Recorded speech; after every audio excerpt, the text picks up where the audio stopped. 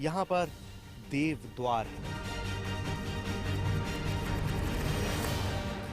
आगे हर कदम चलना बेहद मुश्किल काम है।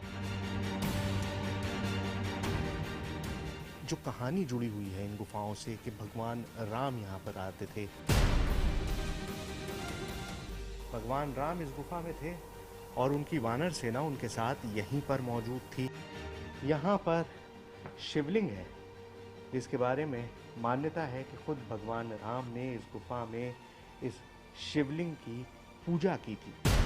यहाँ पर आप सिर्फ लेट के गुजर सकते हैं। अब हम एक ऐसी जगह पहुंच चुके हैं जहां डेड एंड है। ये एक पांव है, वो जगह जहां पर एक सरोवर मिलेगा, सोने का कमल का फूल मिलेगा। जो गुफा है, जो रास्ता है, वो सीधा जगन्नाथपुरी तक जाता है।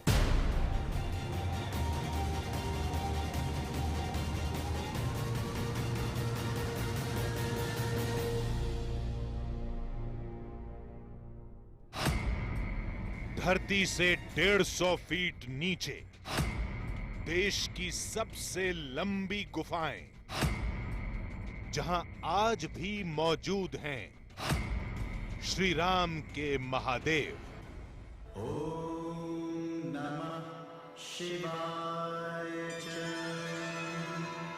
नमः शंभवाय च। ये कहानी है धरती की गोद में छिपी हजारों गुफाओं की।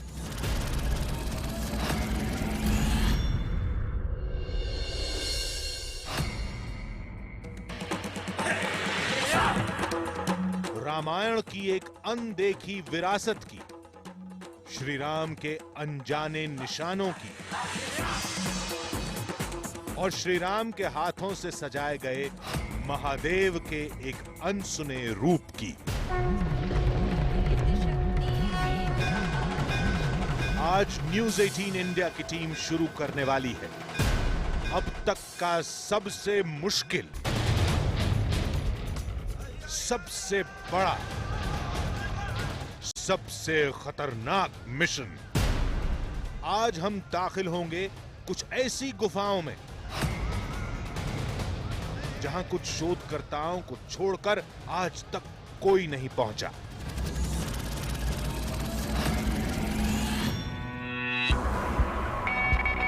जहां न ऑक्सीजन है, न रोशनी का कोई निशान, जहां हर कदम के साथ रास्ते और संकरे होते जाते हैं। चट्टानों में रास्तों पर रेंगते हुए,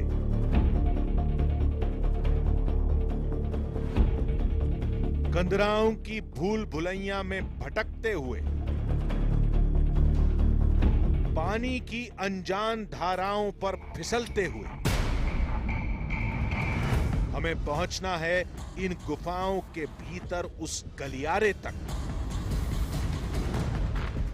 जहां वनवास के दौरान खुद भगवान राम ठहरे थे, जहां श्री राम के आह्वान पर देवता धरती पर आए थे, जहां श्री राम ने अपने हाथों से बनाया था महादेव का अद्भुत शिवलिंग। आस्था की एक ऐसी यात्रा जिसके हर मोड़ पर जिंदगी भी दांव पर होगी।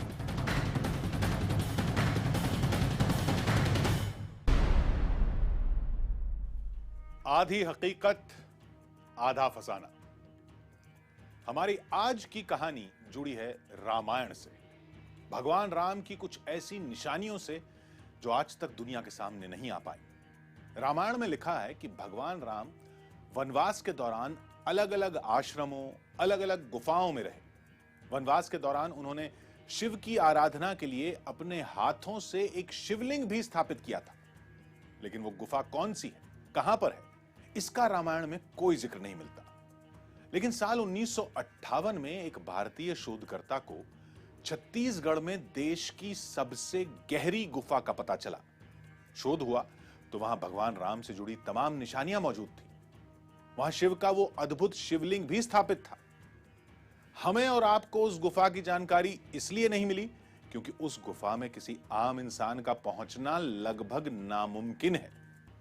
वहां न सूरज की रोशनी है, न पैदल चलने का रास्ता है। वहां तक जाने के लिए जमीन से 150 फीट नीचे जाना होगा। लेकिन हमने फैसला किया कि रामायण से जुड़ी इस बहुत बड़ी कहानी की तलाश में हमारी टीम उस गुफा में दाखिल होगी।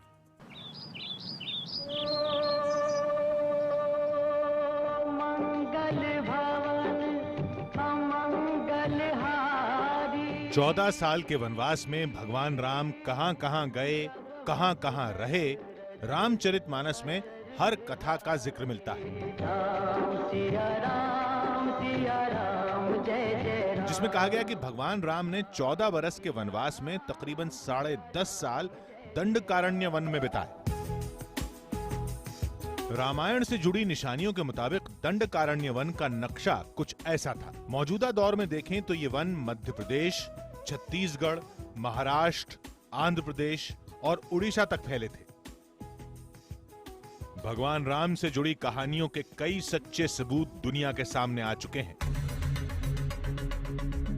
लेकिन कुछ ऐसे भी हैं जो अब भी देश की नजर से दूर हैं। ऐसी ही एक कथा को तलाशने हम भी निकल चुके थे। हमारी मंजिल थी छत्तीसगढ़ का एक छोटा सा शहर बस्तर।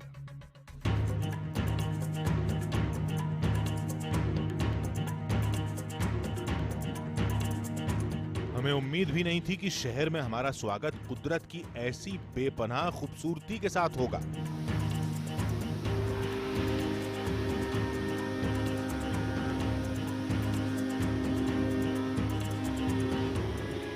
अगर आप इस मुल्क के ताने बाने को सुलझा कर देखेंगे तो हर धागे पर एक नाम आपको जरूर नजर आएगा। वो नाम है राम का। नमस्कार, मेरा नाम सुहेल है और आज हम भगवान राम से जुड़ी कुछ ऐसी निशानियों की तलाश में आए हैं जिन्हें देखकर आप हैरान रह जाएंगे। क्या वो शिवलिंग आज भी मौजूद है जिसकी पूजा खुद राम ने की थी? क्या वो गुफा आज भी है जहां पर भगवान राम ने अपने वनवास के 10.5 साल बिताए? क्या धरती के 100 फीट नीचे आज भी वो पाताल लोक मौजूद है जिसे देखकर इंसान अपनी सुध-बुध खो बैठता है? इसी पाताल लोक की तलाश में आज हम पहुंचे हैं छत्तीसगढ़ के जिले बस्तर में। तो आइए शुरू करते हैं राम की ये नई खोज। बताया गया कि यहां से कुछ दूरी पर ही घने जंगल शुरू होते हैं। जंगल के बीचों बीच एक बेहद गहरी गुफा है।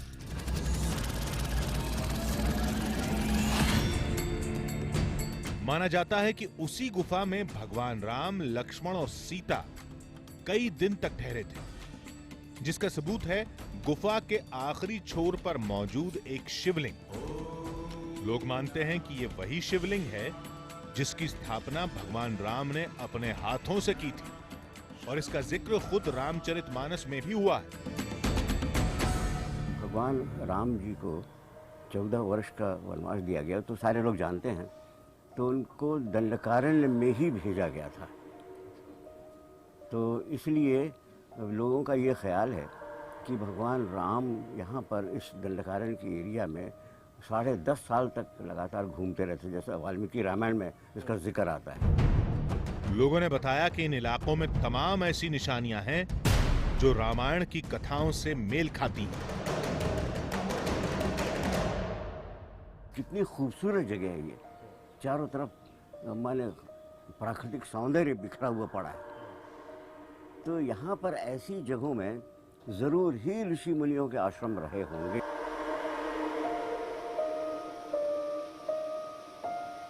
ये पूरा का पूरा दंडक वन, दंडकारण्य, और दंडक वन राम के 14 में से 13 साल के वनवास का साक्षी रहा। अगर थोड़ा सा आगे निकल जाते हैं, बस्तर की सीमा जैसे ही समाप्त होती है, बगल में भद्राचलम है, और भद्राचलम जो है, जो क्षेत्र है, वहां से कहते हैं कि सीता जी का अपहरण रावण के द्वारा किया गया। हैरानी इन कहानियों पर नहीं थी, हैरानी इस बात की थी कि अगर उस गुफा में वाकई राम कथाओं के निशान छिपे हैं तो ये कहानियां आज तक दुनिया के सामने क्यों नहीं आई। थोड़ी पूछताछ की तो पता चला कि उस गुफा की खोज 1958 में ही हुई है। जिस शख्स ने उस गुफा को तलाशा उनका नाम था डॉक्टर शंकर तिवारी। फिलहाल गुफा के कुछ हिस्से पर्यटकों के लिए खोले गए हैं, लेकिन गुफा के आखिरी छोर तक कुछ शोधकर्ताओं के अलावा आज तक कोई नहीं पहुंचा। 1958 के आसपास जब डॉक्टर शंकर तिवारी ने इस गुफा की खोज की, उस दौर में जनजातीय मान्यता ये थी, क्योंकि स्वाभाविक बात है कि एक ये गुफा अज्ञात तो नहीं रही होगी, स्थानीय लोगों को उसकी जानकारी रही ही होगी, लेकिन उनको हमेशा ऐसा लगता था कि अगर हम इस गुफा के भीतर प्रवेश करेंगे या अंदर जाएंगे तो देवता नाराज हो जाएंगे। और इस बात को उन्होंने डॉक्टर शंकर तिवारी से भी चर्चा की। उन्होंने कहा कि साहब आप अंदर तो जा रहे हो, लेकिन संभावना है कि देवता नाराज हो जाएंगे। अब तक जो कुछ भी सुना, अब उसे आजमाने की बारी थी। इसलिए हम निकल पड़े एक बेहद खतरनाक, बेहद रोमांचक सफर की ओर, कोटमसर गुफा की ओर। कुछ देर तक इन जंगलों में भटकने के बाद हमें अपनी मंजिल का पहला निशान दिखाई दिया। तो इस वक्त हम मौजूद हैं कांगेर वैली नेशनल पार्क में, और ये हिंदुस्तान के सबसे घने जंगलों में से एक है। यही वो जंगल है जहां पर भगवान राम ने अपने वनवास का लंबा वक्त बिताया, यानी करीबन 10.5 साल वो इन्हीं जंगलों में घूमते रहे। और यहीं पर मान्यता है कि वो गुफा मौजूद है जिसमें वो रहा करते थे। वो गुफा जिसमें उन्होंने एक शिवलिंग की पूजा की। वो गुफा भी मौजूद है, वो शिवलिंग भी मौजूद है, और उससे जुड़े और भी बहुत सारे राज आज आपके सामने आने वाले हैं। आगे बढ़े तो मुलाकात यहाँ के कुछ आदिवासियों से हुई। अपनी भाषा में ही सही, लेकिन ये लोग हमें गुफा में न जाने की चेतावनी दे रहे थे। आदिवासियों की चेतावनी को सिर्फ अफवाह मानकर हम आगे बढ़ चले।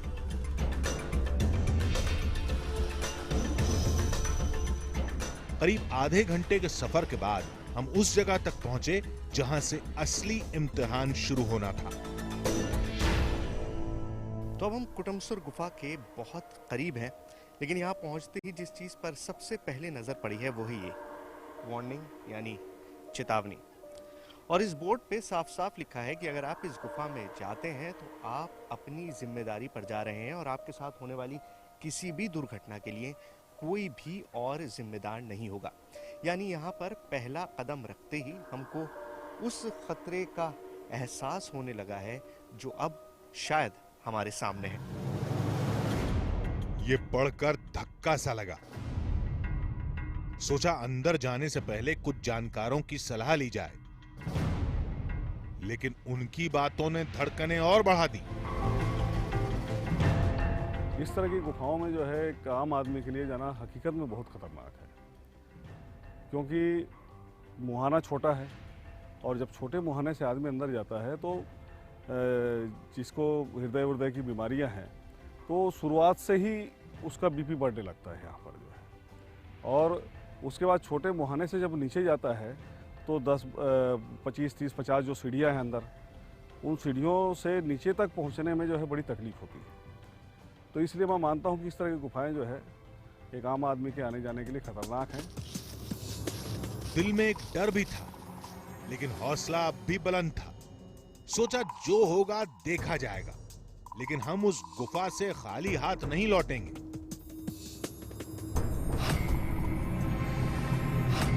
हम एक ऐसी गुफा में उतरने वाले थे जहां रोशनी का नामो निशान नहीं होगा।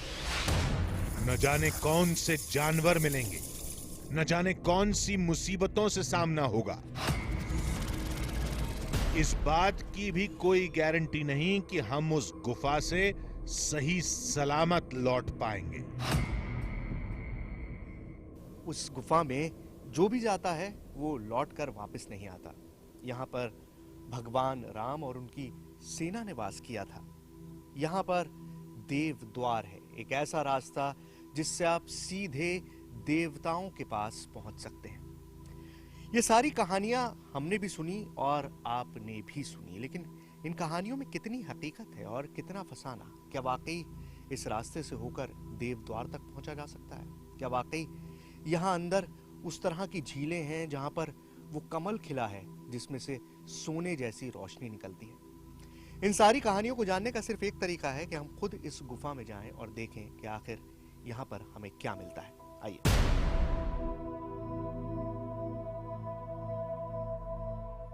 हम आपको फिर से बता दें कि हमारी टीम जिस गुफा में दाखिल होने वाली है उसके आखिरी छोर तक पहुंचना आसान नहीं है। इससे पहले कोई टीवी कैमरा उस गुफा में दाखिल नहीं हुआ है।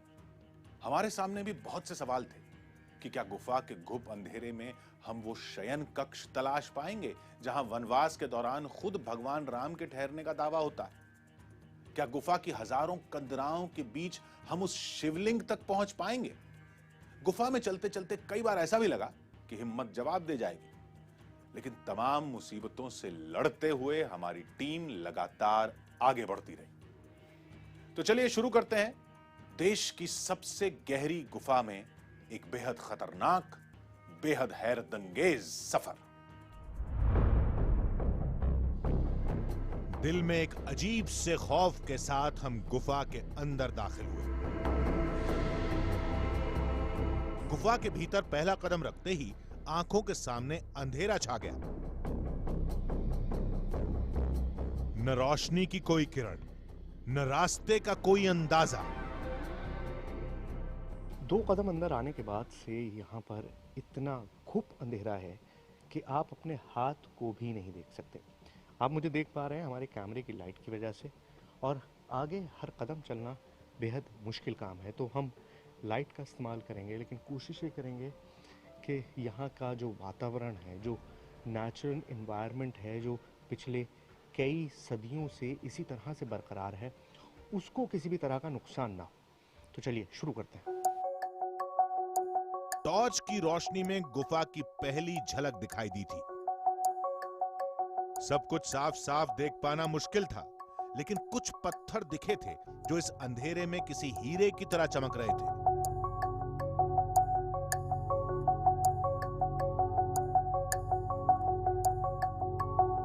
गुफा में चारों तरफ तमाम रास्ते दिखाई दे रहे थे, लेकिन हमें किस रास्ते से भीतर जाना है इसका फैसला बहुत बड़ी चुनौती था।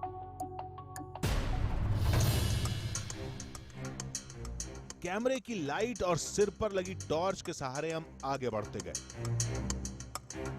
इस खामोशी के बीच कुछ अजीबोगरीब आवाजें भी सुनाई दे रही थीं। शायद उन जीव जंतुओं की जिनके लिए यह गुफा सदियों से उनका आशियाना था। खैर, इन्हें अनसुना करते हुए हम आगे गए तो आंखें चकमा खा गई। इन रंग बिरंगी चट्टानों को देखकर लगा जैसे सामने कोई इंद्रधनुष हो, लेकिन ऐसा था नहीं। तो आप जब ज़मीन के अंदर होते हैं तो कभी कभी आपको भ्रम होता है, आपकी आंखें धोखा खाने लगती हैं। ऑक्सीजन की कमी की वजह से आपके दिमाग के सोचने की कुव्वत जो है वो कम होने लगती है। और मुझे ऐसा ही लगा जैसे मेरी आंखों को धोखा हुआ है, क्योंकि मेरे सामने रंग बिरंगी लाइंस ऐसा लग रहा था जैसे कोई रेनबो हो, जैसे कोई इंद्रधनुष हो, लेकिन असल में ये सारी लाइंस पानी के कटाव से बनती हैं। ये सब कुछ देखकर दिमाग में ख्याल आया कि कहीं ऐसा तो नहीं कि इस गुफा में बनी तमाम आकृतियां भी सिर्फ पानी के कटाव का नतीजा हो। लेकिन जैसे ही हम गुफा के अगले मोड़ पर पहुंचे, हमारी गलतफहमी दूर हो गई। ऐसा लगा जैसे हम किसी विशाल काय कमरे में खड़े हों।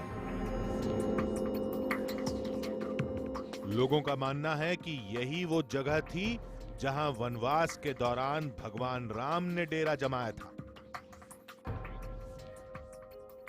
ये जो कहानी जुड़ी हुई है इन गुफाओं से कि भगवान राम यहाँ पर आते थे, भगवान राम का वास था वनवास के दौरान, और जब उनकी सेना लौट रही थी लंका पर विजय हासिल करने के बाद, तो पूरी वानर सेना इन्हीं गुफाओं में रुकी थी, इन्हीं गुफाओं में रही थी।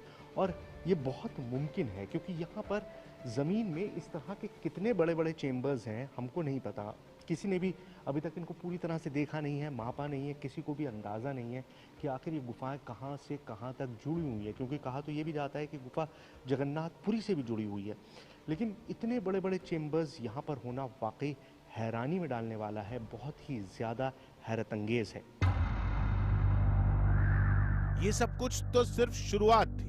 गुफा का वो पड़ाव था जहां पर्यटक आसानी से जा सकते हैं। आगे का सफर तमाम चुनौतियों से भरा था। हमें बताया गया कि भगवान राम के हाथों से बनाया गया वो शिवलिंग गुफा के आखिरी छोर पर है, जिसके लिए हमें जमीन से 100 फीट नीचे जाना होगा।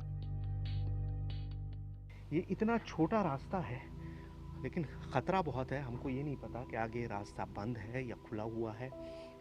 हो सकता है आगे ऑक्सीजन बहुत कम हो, बहुत ज़्यादा कार्बन डाइऑक्साइड और मीथेन मौजूद हो, जिसकी वजह से दम घुट सकता है। तो ये एक बहुत ख़तरनाक कदम है जो मैं उठाऊंगा, और बहुत देर से मैं यहाँ बैठ के सोच रहा था कि मुझे करना चाहिए या नहीं करना चाहिए, क्योंकि ये जानलेवा भी हो सकता है। लेकिन अब मैंने फैसला किया है कि मैं थोड़ी दूर जाके देखता हूँ कि मैं कहाँ तक पहुँच सकता हूँ।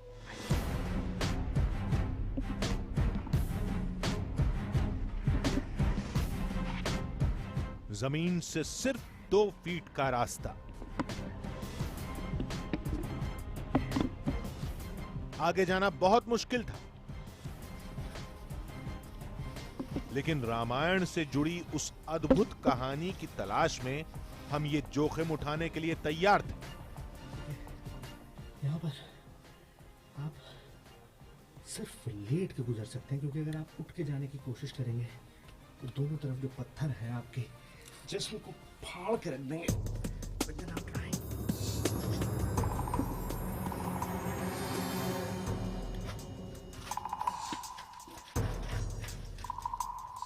एक मुश्किल खत्म हुई तो अगली मुसीबत सामने थी।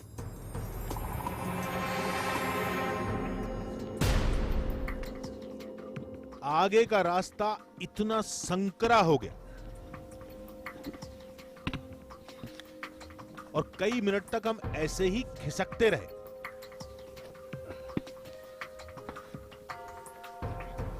हमें अपने कैमरे की रिकॉर्डिंग भी रोकनी पड़ी।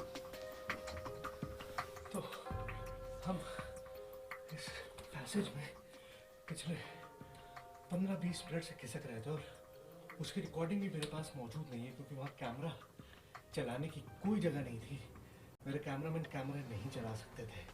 वो किसी तरह से खिसक कर यहाँ पहुँचे। यहाँ थोड़ी सी जगह है, थोड़ा स्पेस ज़्यादा है, लेकिन एक खतरे की जो घंटी है वो ये है, नमी। ये पानी बेहद ख़तरनाक होता है, क्योंकि हो सकता है आगे मिट्टी धंसी हुई हो और रास्ता बंद हो, और ऐसे में जो हमारी इस वक्त हालत है उसमें बिना रुके वापस जाना शायद मुमकिन नहीं होगा। कोशिश करता है।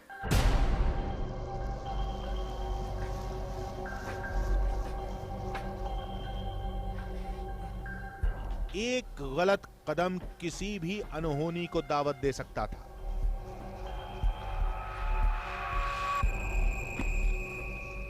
सांसें फूल रही थी।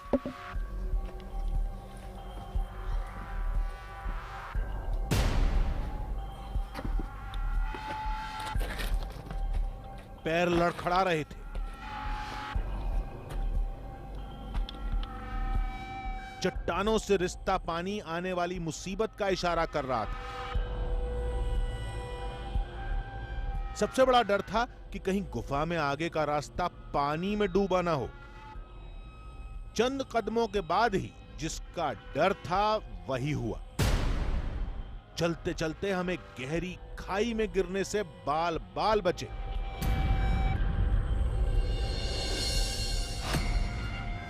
इस गुफा में चलते चलते हमको करीबन आधा घंटा बीत चुका है, और कहते हैं जो होता है भले के लिए होता है। हम लोग बहुत सुस्त रफ्तार से चल रहे थे, थकान, सांस लेने में दिक्कत, और अब हम एक ऐसी जगह पहुंच चुके हैं जहां डेड एंड है। डेड एंड मतलब रास्ता नहीं है, और हमारे लिए भी ये डेड एंड ही हो सकता था, क्योंकि इसके आगे एक इतनी गहरी खाई है जो आँख से दिखाई नहीं दे रही है। लेकिन मैं पत्थर फेंक कर अगर आपको दिखाऊं तो आपको एहसास होगा कि कितना नीचे ये गया है, और ये शायद किसी पत्थर से जाके टकराया है, और उससे ज़्यादा गहरी खाई मुझे खुद आंखों से दिखाई दे रही है। न कोई रास्ता दिखाने वाला था, न मंजिल का पता बताने वाला।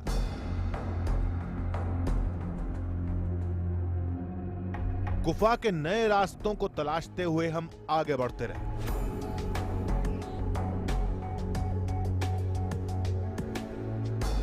जितनी हैरत अंगेज ये गुफा थी, उससे कहीं बड़ा अजूबा थे यहां के जीव जंतु। गुफा में इस तरह के कीड़ों की गिनती लाखों में है। इन्हें शंकर कहा जाता है, जिनका नाम इस गुफा की खोज करने वाले डॉक्टर शंकर तिवारी के नाम पर ही पड़ा है।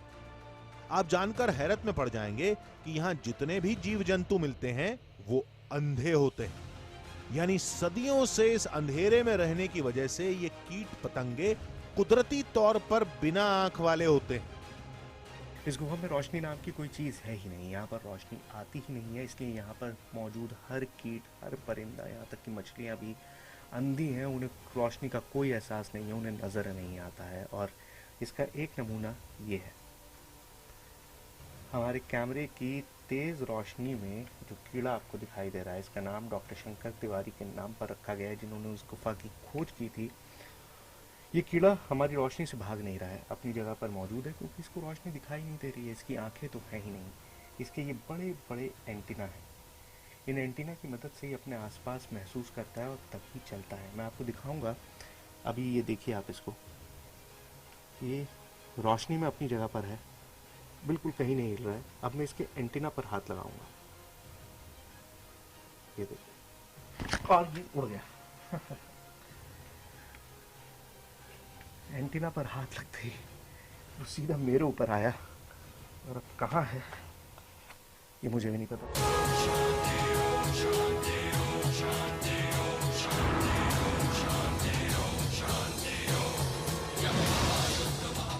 इन तंग कंदराओं से गुजरते हुए हम आगे बढ़ते रहे।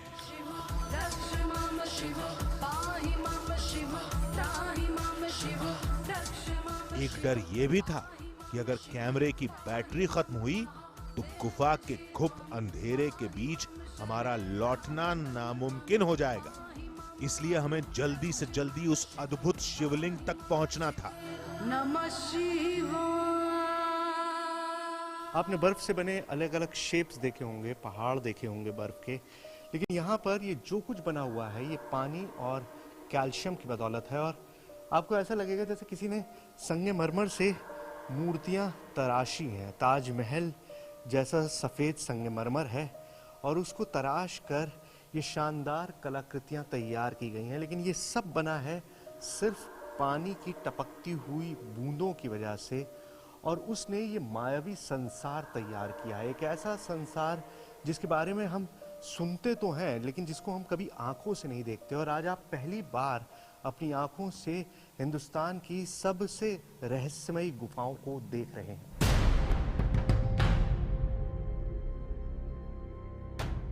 गुफा में बार बार बस यही ख्याल आता रहा कि अगर आज के दौर में भी नीचे तक उतरना इतना मुश्किल काम है तो उस जमाने में यहाँ क्या हाल होता होगा। तो दुनिया के सबसे पुराने शिवलिंगों में से एक, या खुद यूं कहेंगे भगवान राम ने जिस शिवलिंग को स्थापित किया था, उसकी तलाश की हमारी जो पहली मुश्किल है वो हमारे सामने है। ये कुटमसर गुफा का वो पड़ाव है जहाँ से हमको नीचे की तरफ उतरना है। 100 फीट के करीब गहराई है। और आप देखिए, यहाँ कदम संभाल के तो रखना है आपको, और साथ के साथ आपको अपना सर, अपने हाथ पांव, हर चीज़ का ख्याल रखना है, क्योंकि आपको अंदाज़ा नहीं हो रहा है कि आप कहाँ उतर रहे हैं। और एक एक कदम जो है वो बेहद मुश्किल से आप लेते हैं। चारों तरफ से ये इस तरह के पत्थर निकले हुए हैं, और ये अगर आपके सर पे या किसी भी चीज़ पे लग जाए तो बहुत मुश्किल है फिर आपके लिए बचना, और ख़ासतौर से इन हालात में। गुफा के इन रास्तों पर आज तक सिर्फ शोधकर्ता ही पहुंचे हैं, जिन्होंने अपनी सहूलियत के लिए कुछ इंतजाम भी किए हैं, और यही इंतजाम हमारे लिए भी सबसे बड़ा सहारा थे। तो 15 से 20 फुट नीचे उतरने के बाद ये लोहे की सीढ़ी लगाई गई है, जिसके जरिए आप नीचे उतरते हैं। बहुत आसान बना दिया है। पहले रस्सी से उतरकर नीचे जाया जाता था, और इतना इनएक्सेसिबल रास्ता है कि आज भी मुझे नहीं लगता कि चंद लोगों के अलावा कोई भी इस गुफा में आ सकता हो। यहां बनी सीढ़ियां एक इशारा थी कि हम सही रास्ते पर हैं। शायद इन्हीं रास्तों से होकर शोधकर्ता भी उस शिवलिंग तक पहुंचते होंगे। आप इस रास्ते से अंदाजा लगा सकते हैं कि इतने सालों तक, इतने दशकों तक ये गुफा लोगों की आंखों से ओझल क्यों रही। एक एक कदम इसमें चुनौतीपूर्ण है। ये सारे इंतजाम होने के बावजूद भी ये पत्थर जो हैं ये आपके सबसे बड़ा दुश्मन है, क्योंकि हल्की सी चोट आपके शरीर को काट के रख सकती है। बहुत शार्प, बहुत नुकीले पत्थर है। दूसरी चीज़ ये कि जो मिथक है कि यहाँ पर आत्माएं हैं, वो मैं आपको बताऊं कि इतना घुप अंधेरा है इस गुफा में कि आप आगे का 1 इंच भी नहीं देख सकते। मैं अगर अपनी लाइट के जरिए अपने एक एक कदम को ना देखूं तो बहुत मुश्किल है कि मैं एक भी कदम यहाँ पर चल सकूं। चलिए।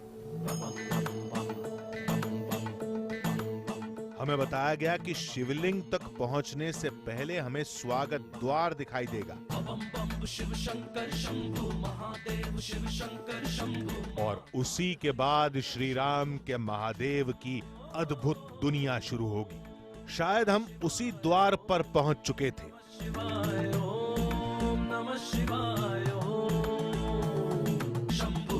तो ये स्वागत द्वार है। स्वागत द्वार यानी वेलकम डोर। और इस गुफा में जिस तरह से आपने देखा होगा मंदिरों के प्रांगण में दरवाजे के ऊपर एक झालर होती है जो चारों तरफ से उस दरवाजे को सजाती है और उस झालर से होकर आप नीचे आते हैं। तो यहाँ देखिए ये उसी झालर का शेप है। बीच में एक पिलर है और उस पिलर के दोनों तरफ इस तरह की झालर लटकी हुई है। ये इस गुफा का स्वागत द्वार माना जाता है। माना जाता है कि देवताओं का स्वागत होता है इस स्वागत द्वार के ज़रिए। ये जो नेचुरल फॉर्मेशन है ये उस तरह से है कि यहाँ पर स्वागत के लिए एक अलग से दरवाज़ा बनाया गया है जिससे देवता इसके अंदर आए और वापस उस तरफ जाएं जहाँ पर वो शिवलिंग रखा है जिसे खुद भगवान राम ने अपने हाथों से स्थापित किया था। आगे का सफर कुछ नई चुनौतियां लाने वाला था। हम राम कथाओं से जुड़ी सबसे बड़ी निशानियों के बेहद करीब पहुंच चुके थे। तो क्या हम उस शिवलिंग तक पहुंच पाएंगे जिसे भगवान राम ने अपने हाथों से बनाया था?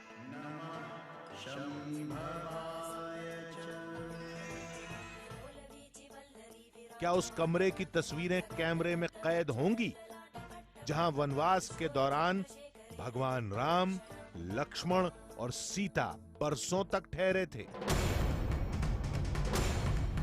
रामायण की सच्ची घटना से जुड़ी कुछ हैरत अंगेज तस्वीरें ब्रेक के बाद। आधी हकीकत आधा फसाना। हमारी टीम देश की सबसे गहरी गुफा में भटक रही थी। इस गुफा में बहुत सी मुश्किलें आईं। ऑक्सीजन की कमी से दम घुटने लगा, लेकिन मंजिल अब ज्यादा दूर नहीं थी, इसलिए हमारी टीम ने सफर जारी रखा। जैसे ही हमारी टीम गुफा के आखिरी छोर पर पहुंची, वहां की तस्वीरों ने होश उड़ा दिया। हमें वाकई वो कमरा दिखा, वो शैया दिखी जिसके बारे में दावा होता है कि वनवास के दौरान भगवान राम यहीं रुके थे। हमें वो शिवलिंग भी मिला जिसके बारे में कहा जाता है कि उसे खुद भगवान राम ने ही स्थापित किया था। तो आज आप भी देखिए रामायण से जुड़ी एक बहुत बड़ी कहानी। देश की सबसे गहरी गुफा। रामायण से जुड़े कुछ सच्चे सबूत। भगवान राम के हाथों से बनाया गया एक अद्भुत शिवरूप और इन मुश्किल रास्तों पर न्यूज 18 इंडिया का एक खतरनाक मिशन। मंजिल अब ज्यादा दूर नहीं थी, लेकिन आगे का रास्ता बहुत मुश्किल था।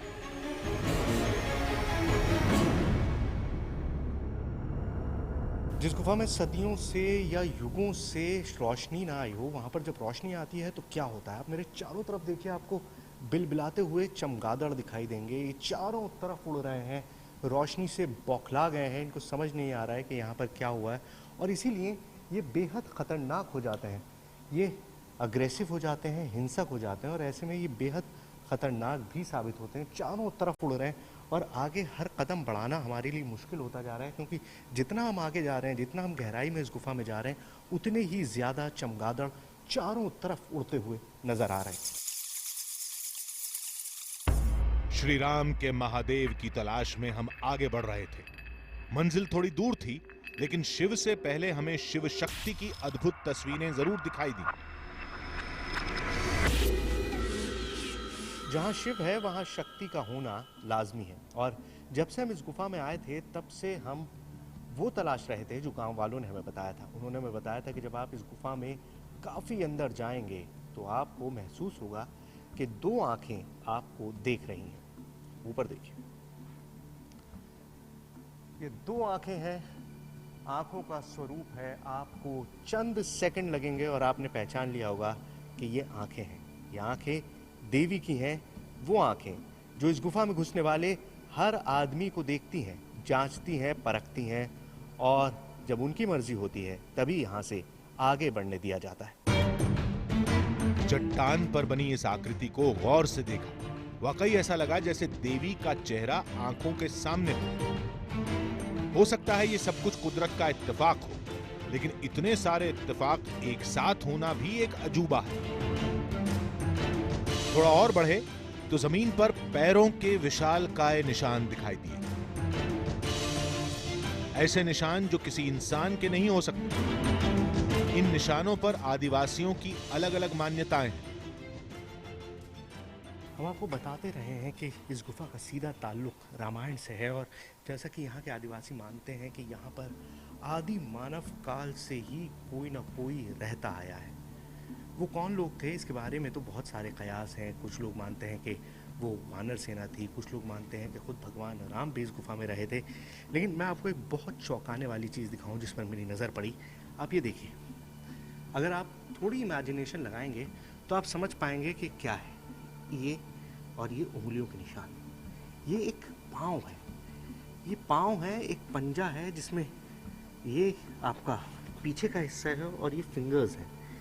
ये इतना बड़ा जानवर कौन सा हो सकता है, ये मैं कयास नहीं लगा सकता, ना मैं सोच भी नहीं सकता हूँ, क्योंकि शेर का पंजा भी इतना बड़ा नहीं होता है। और वो कौन सा इतना भारी पंजा था जिसने इस पत्थर में इस तरह का निशान बना दिया, इस पत्थर को नीचे दबा दिया, और ये पूरा पैर का फॉर्मेशन यहाँ पर आपको दिखाई दे रहा है। तो यहाँ पर कुछ लोग ये भी मानते हैं कि यहाँ पर सुग्रीव और बाली रहा करते थे और 6 महीने तक इसी गुफा में उनकी लड़ाई चली थी। पास में ही पानी का एक कुंड है जहां दुनिया का एक और अजूबा मौजूद है। बताया गया कि इस कुंड में जो मछलियां हैं वो अनंत काल से मौजूद हैं। ये मछलियां भी बिना आंख के जिंदा हैं। 1958 में जब इस गुफा की खोज हुई तो बिना आंख वाली मछलियां भी पहली बार दुनिया के सामने आईं। तो इन गुफाओं का ताल्लुक रामायण से है या नहीं? इन गुफाओं में भगवान राम रहते थे या नहीं? इन गुफाओं का रास्ता क्या वाकई देवलोक में निकलता है? इन सारे सवालों का तो जवाब पता नहीं, लेकिन बहुत सारे लोग हैं जो कहते हैं कि जमीन से 100 फीट नीचे इतने घुप अंधेरे में जहां ऑक्सीजन इतनी कम हो वहां जिंदगी होना नामुमकिन है। और उन सब के लिए सबसे बड़ा सबूत खुद इस पानी में मौजूद है जो इस गुफा के छोटे छोटे एरियाज में जमा है। ये पानी कहाँ से आता है ये आपको पता है, दीवारों से टपक कर आता है, लेकिन इस पानी में एक ख़ास तौर की मछली मौजूद है। वो मछली जिसकी आंखें नहीं हैं। क्यों नहीं है? क्योंकि यहाँ पर घुप अंधेरा है, मछली को कुछ नज़र आता ही नहीं, कुछ देखने की ज़रूरत ही नहीं है। वो अपना शिकार अपने सेंसेशन से, अपनी सूंघने की शक्ति से करती है। और इस पूरे तालाब में छोटी छोटी वाइट और ब्लैक कलर की मछलियाँ, ये देखिए, ये तैरती हुई गई। आश्चर्य इन मछलियों को देखकर नहीं हुआ, बल्कि कुछ और भी था जो विज्ञान को चुनौती देकर खड़ा था। अब हम इस वक्त ज़मीन से 100 फीट नीचे हैं और करीबन 300 मीटर हम लोग अंदर तक आ चुके हैं इस गुफा में। रोशनी मैंने आपको बताया कि है ही नहीं, और मैं आपको दिखाता भी हूँ कैसे नहीं। मैं अपने कैमरामैन को बोलूँगा कि 1 सेकंड के लिए अपनी लाइट बंद करें। अब आपको सिर्फ ये मेरी टॉर्च दिख रही है, और ये देखिए, जला लीजिए। तो ये है हालत यहाँ पर, मतलब घुप अंधेरा, आप एक चीज़ भी नहीं देख सकते। और इस अंधेरे में ये ज़िंदगी पनप रही है। ये पौधा मुझे छोटा सा यहाँ पर दिखाई दिया, जहाँ रोशनी नहीं है। पौधों को रोशनी चाहिए होती है ज़िंदगी के लिए, और ये देखिए ये पौधा यहाँ पर पनप रहा है। मैंने इसके चारों तरफ ये पत्थर लगा दिए, मैं नहीं चाहता कि ये ख़राब हो, लेकिन ये देखिए ये अपने आप में एक करिश्मा है, कुदरत का करिश्मा है। ये रिसर्च करने के लायक एक चीज़ है कि आखिर इस गहरी गुफा में ये पौधा कैसे पनप रहा है। गुफा का हर मोड़ एक नया अचंभा बनकर सामने था। भटकते भटकते हम गुफा के उस पड़ाव तक आ पहुंचे जिसे भगवान राम का शयन कक्ष माना जाता है। एक बड़ा सा गलियारा, एक पलंग जैसी आकृति, एक विशाल का एक कुर्सी और चारों तरफ कुदरत की खूबसूरत सजावट। आपके सामने एक बहुत बड़ा शयन दिखाई दे रहा है, एक शैया दिखाई दे रही है, एक आराम कुर्सी दिखाई दे रही है, उसके ऊपर एक बहुत बड़ी सी मूर्ति दिखाई दे रही है। और नीचे अगर आप देखेंगे तो चारों तरफ आपको छोटी छोटी चीज़ें दिखाई देंगी इस तरह की।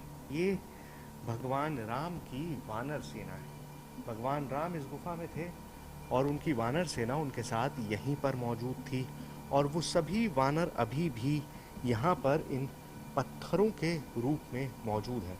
लेकिन आप इस पूरी जगह को देखेंगे तो आपको अंदाज़ा हो जाएगा कि इसकी भव्यता कितनी है। लोग मानते हैं कि वनवास के दौरान भगवान राम गुफा के इसी हिस्से में रहे थे और पास में ही उन्होंने महादेव की आराधना के लिए शिवलिंग स्थापित किया था। लेकिन वहां तक जाने से पहले हमें वो पत्थर दिखा जिससे घंटियों की आवाज निकलती है। मान्यता है कि महादेव की आराधना के लिए भगवान राम ने ही इस पत्थर को घंटियों से स्वर दिए थे।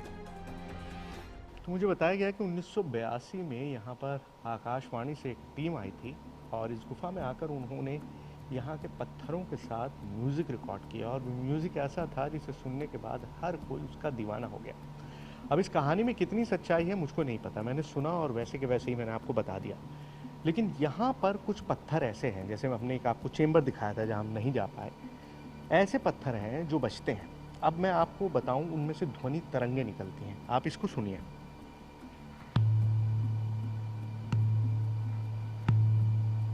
और आप इसको सुनिए।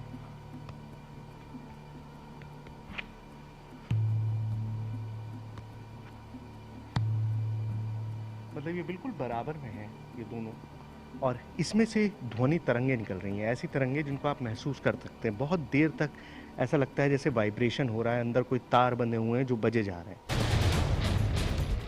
अब बारी थी गुफा के आखिरी छोर तक पहुंचने की। रामायण काल से मौजूद उस अद्भुत शिवलिंग को पहली बार कैमरे में कैद करने की।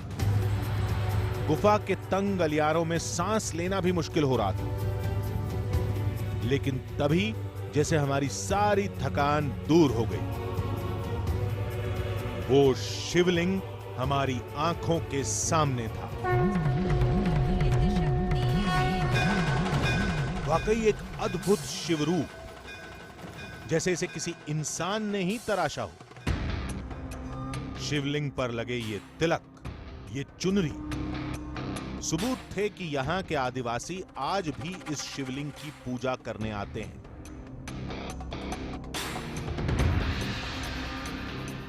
यहाँ पर वो पिंडी है, वो शिवलिंग है, जिसके बारे में मान्यता है कि खुद भगवान राम ने इस गुफा में इस शिवलिंग की पूजा की थी।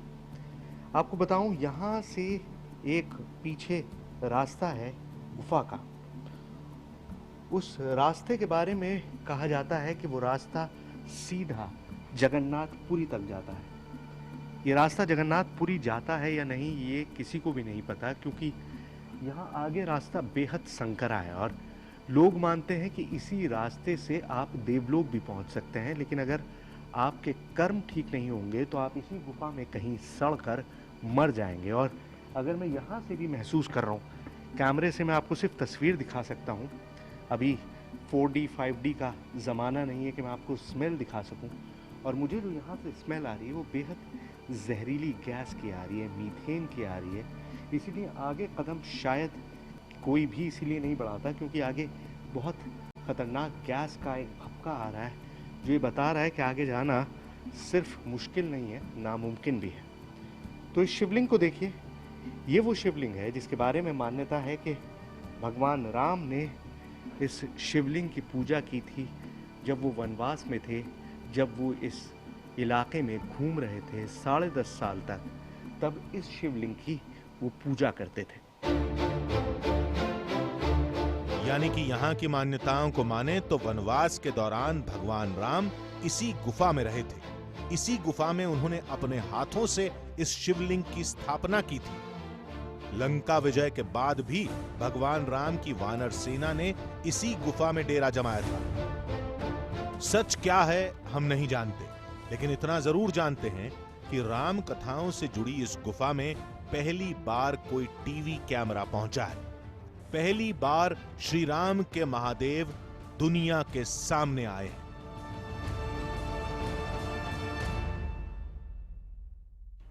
रामायण की कहानियों को समझें तो इतना साफ है कि वनवास के दौरान भगवान राम इन्हीं इलाकों में भटके थे। यहां के बहुत से आश्रमों में ठहरे थे।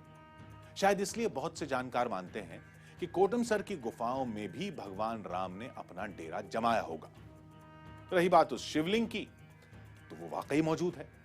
बस जरूरत एक बड़े शोध की है ताकि सच दुनिया के सामने आए। तो अगले हफ्ते फिर मिलेंगे एक नई कहानी के साथ, जिसमें थोड़ा सच होगा, थोड़ा बहाना, आधी हकीकत, आधा फसाना।